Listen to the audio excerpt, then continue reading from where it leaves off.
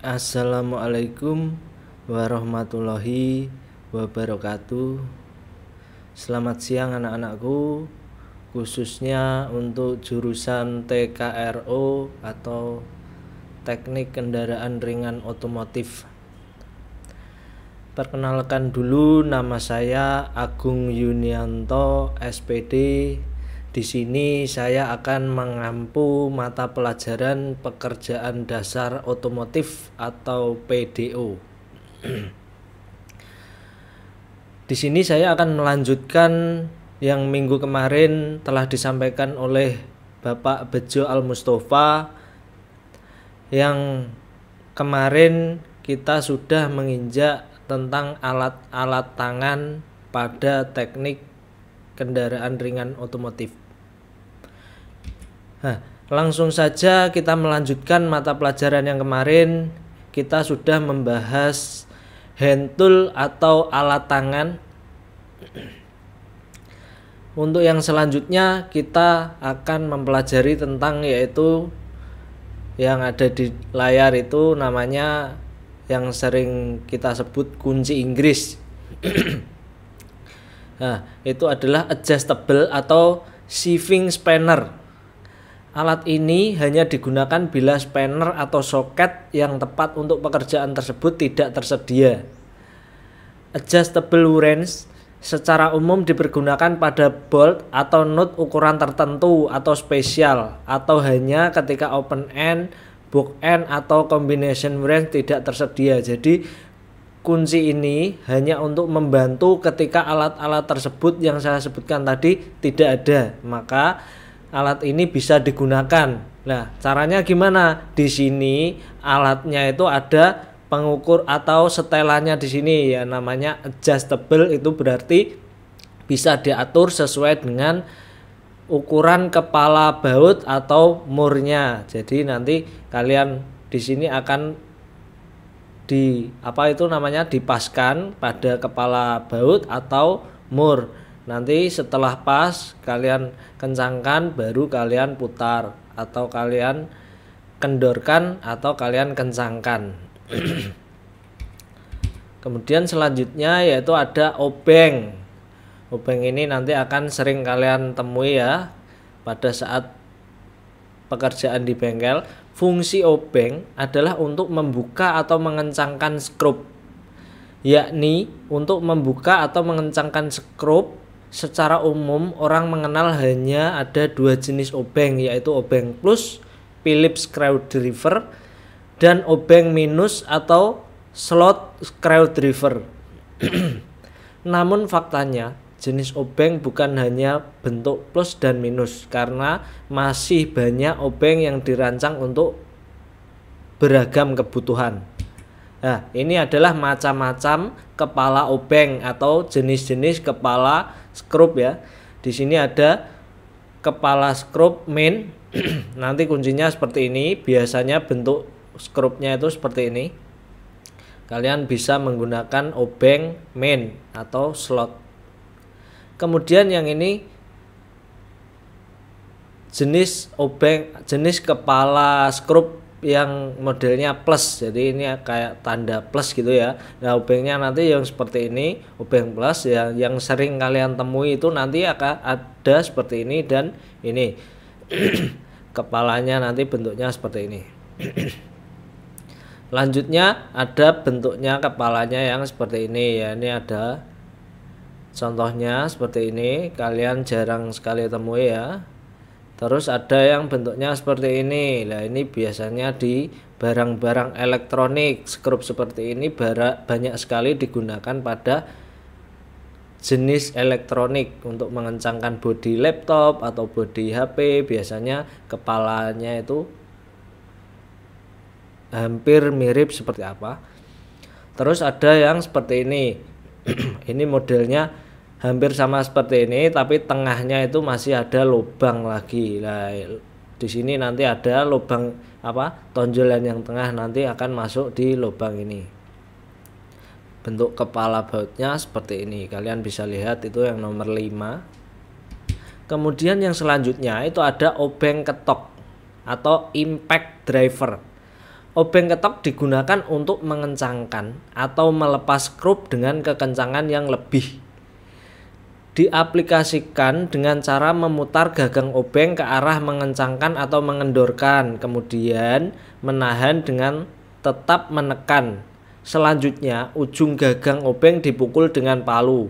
Mata obeng dapat diganti sesuai ukuran. Jadi nanti model gagangnya itu seperti ini. Nanti mata obengnya itu bisa diganti, ada yang model plus, ada yang model min, pipih atau tipis, ada yang tebal, ada yang min tipis, ada yang min tebal. Jadi seperti itu nanti ya. Kalian nanti pengaplikasiannya seperti ini. Kalian letakkan ujung mata shocknya itu ke dalam kepala skrup. Kemudian nanti kalian sambil memutar ini ke arah mengencangkan atau mengendorkan, kemudian baru sambil kalian getok kepala pada gagang shocknya itu. Jadi nanti akan memperingan pekerjaan kalian untuk memutar, mengencangkan atau mengendorkan baut atau skrup. Kemudian selanjutnya ada tang atau plier. Tang merupakan salah satu peralatan tangan yang sering digunakan di bengkel otomotif. Tang terbuat dari bahan baja dan pada pemegang tang dilapisi dengan bahan karet keras. Ada yang juga bahannya itu lunak. Nah, jenis tang nanti banyak sekali ya. Nanti saya akan jelaskan satu persatu, yaitu tentang macam-macam tang. Nah, yang pertama yaitu ada tang kombinasi atau combination plier. Tang kombinasi atau combination plier merupakan salah satu jenis tang yang berfungsi untuk menjepit atau memegang benda kerja atau membengkokkan kawat dan untuk memotong kawat. Jadi ini fungsinya banyak sekali ya. Di bagian sini ini untuk menjepit, di bagian sini juga.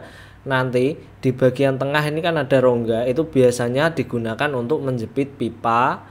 Kemudian di bagian sini itu untuk menjepit benda pipih, misalnya kayak mau membengkokkan seng, kalian bisa menggunakan bagian yang luar sini. Kemudian yang selanjutnya itu ada tang lancip.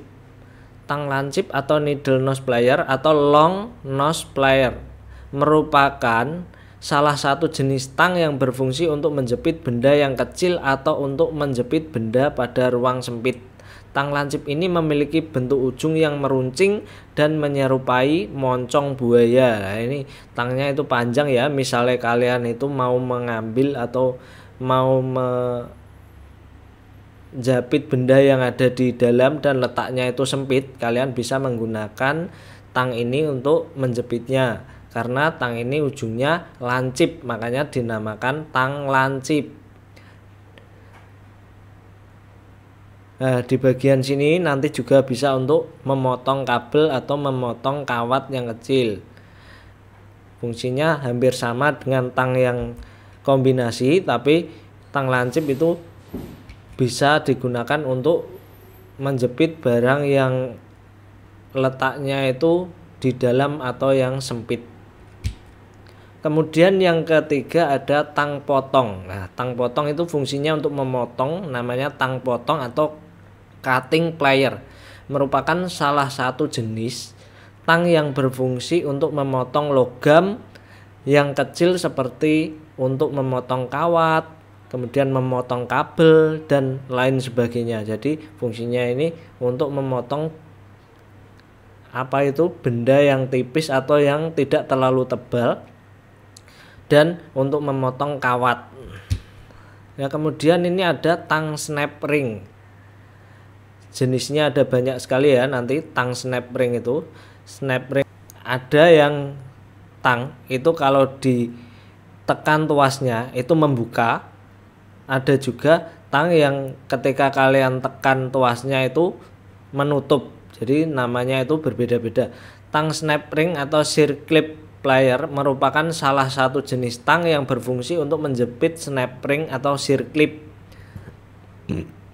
Tang snap ring terdapat dua model, yaitu model yang ujungnya lurus dan model yang ujungnya bengkok. Selain itu, tang snap ring ada dua tipe, yaitu tang snap ring yang ketika ditekan ujung tangnya itu membuka, dan tang snap ring yang ketika ditekan ujung tangnya itu menutup. Jadi ada jenis snap ring yang cara membukanya itu dilonggarkan, ada juga yang cara melepasnya itu disempitkan. Kayak seperti ini ya. Kalau yang model snap ringnya itu di luar, itu otomatis kalian cara membukanya atau melepasnya itu dengan cara membuka. Jadi melebarkan snap ringnya ini baru kalian angkat lepas.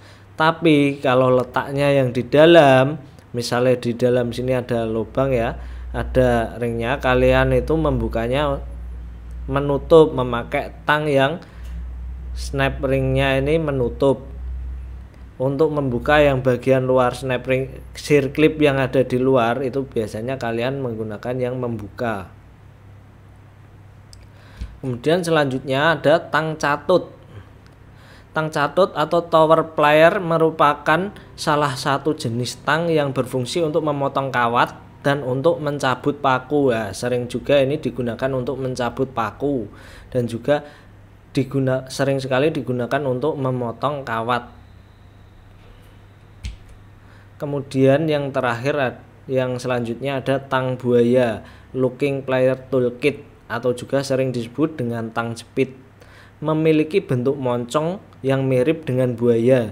Tang buaya merupakan salah satu dari jenis tang yang berfungsi untuk mengunci dan melepas baut.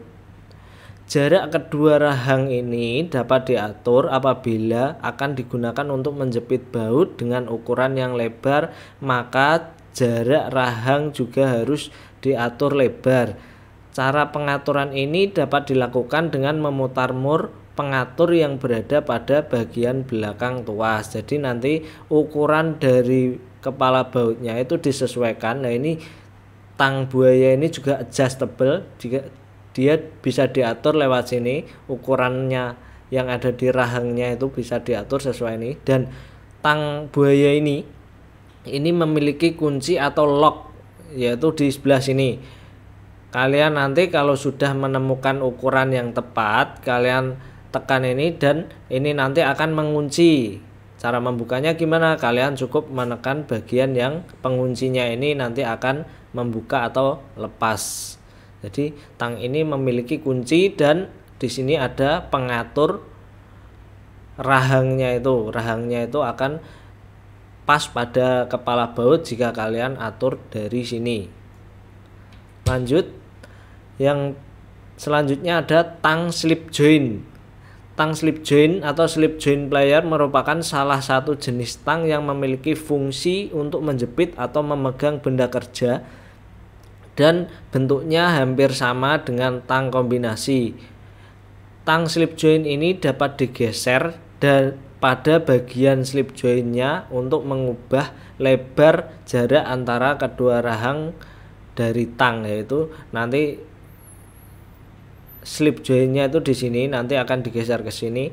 Kalau kalian akan menjepit benda yang kecil, biasanya dia menggunakan yang mepet. Tapi kalau nanti rahangnya kok kurang lebar, kalian bisa menggeser slip jointnya itu ke arah yang satunya lagi, jadi nanti akan melebar.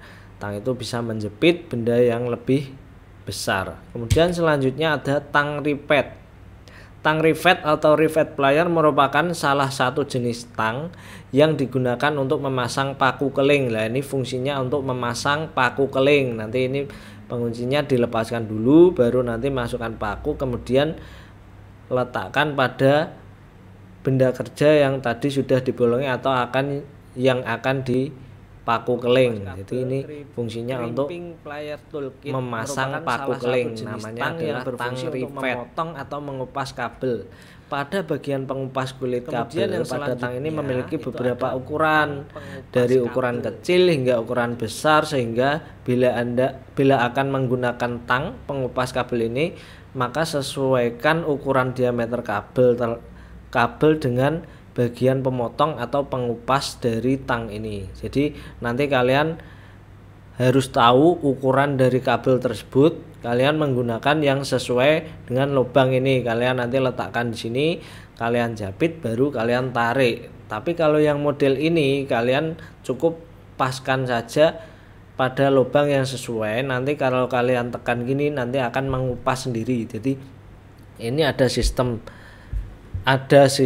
penjepitnya. Kemudian kalau sudah dijepit nanti akan ditarik karena itu dikendalikan oleh per, nanti akan balik sendiri. Kemudian yang selanjutnya ada macam-macam palu konde yang pertama ya, ball pin hammer. Alat ini mempunyai bola di salah satu ujung dan permukaan yang rata pada ujung lainnya. Alat ini digunakan untuk membulatkan paku keling atau rivet, membentuk logam, memukul dan pahat serta fungsi-fungsi lainnya yang sejenis. Jadi fungsinya ini untuk membuat benda kerja yang modelnya itu agak melengkung. Jadi kayak paku rivet yang masih menonjol, nanti ditekan sama ini dia akan menjorok ke dalam. Kemudian yang selanjutnya ini ada palu kuningan. Alat ini digunakan untuk memukul berkekuatan sedang dan mencegah agar tidak rusak komponen-komponen yang dipukul. Jadi ini hanya untuk memukul atau dia digunakan untuk memukul tapi yang berkekuatan sedang. Kalau dia digunakan untuk kekuatan yang tinggi pasti dia akan rusak karena dia terbuat dari kuningan. Kemudian yang selanjutnya ada plastik hammer atau palu plastik. Ini berarti di sini terbuat dari plastik. Alat ini juga digunakan serupa dengan brush hammer, namun ditujukan hanya untuk pemukulan ringan. Jadi palu plastik itu hanya digunakan untuk pemukulan ringan. Jadi nanti kalau kalian menggunakan perbaikan, apakah kalian harus menentukan dulu palu mana yang kalian akan gunakan. Jangan kalian memukul benda kerja yang tipis tapi menggunakan palu yang pertama tadi. Palu yang ini digunakan palu yang tipis, nanti benda kerjanya justru akan rusak. Gunakan palu tersebut sesuai dengan kebutuhan. Kemudian palu kulit, rawhide hammer. Alat ini dibuat dengan permukaan dari kulit. Alat ini digunakan untuk memukul permukaan benda yang sangat halus atau bahan-bahan lunak tanpa mengakibatkan kerusakan. Jadi digunakan untuk bahan-bahan permukaan yang lunak atau halus. Tidak boleh digunakan untuk permukaan yang kasar, nanti kulitnya itu akan rusak atau tergores. Kemudian yang selanjutnya ada palu karet atau rubber melt. Bagian kepala dibuat dari karet keras yang membuatnya sangat cocok untuk pemakaian seperti pemasangan ban.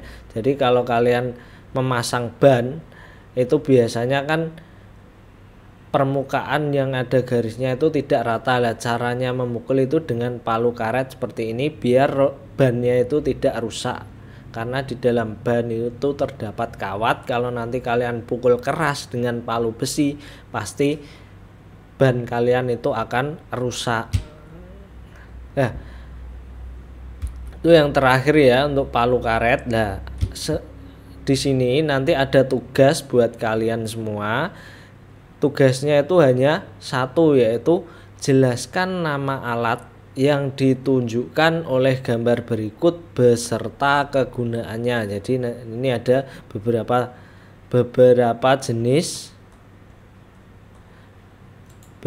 jenis alat tangan, yaitu kalian nanti sebutkan namanya apa, kemudian kalian jelaskan fungsi dari alat tersebut itu untuk apa.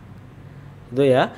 Nanti kalian tugasnya itu bisa dikirim melalui link yang ada di kolom deskripsi. Nanti di situ di kolom deskripsi ada 2 link, yang atas itu untuk absen siswa.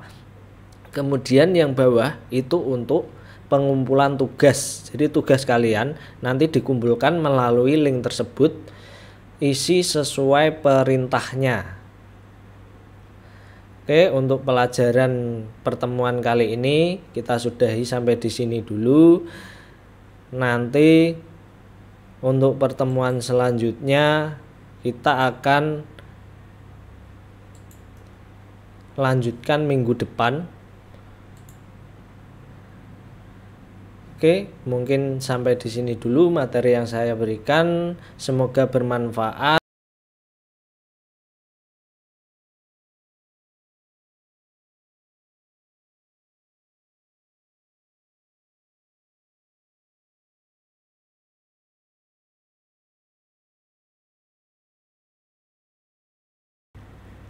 Oke anak-anak, jangan lupa ya klik subscribe dan like dan share ke teman-teman kalian. Untuk absen siswa, saya ingatkan lagi untuk absen siswa itu klik pada link di kolom deskripsi, itu yang atas. Nanti yang bawah itu link untuk mengumpulkan tugas. Kemudian jika ada pertanyaan, kalian bisa tulis di kolom komentar. Oke, terima kasih. Assalamualaikum warahmatullahi wabarakatuh.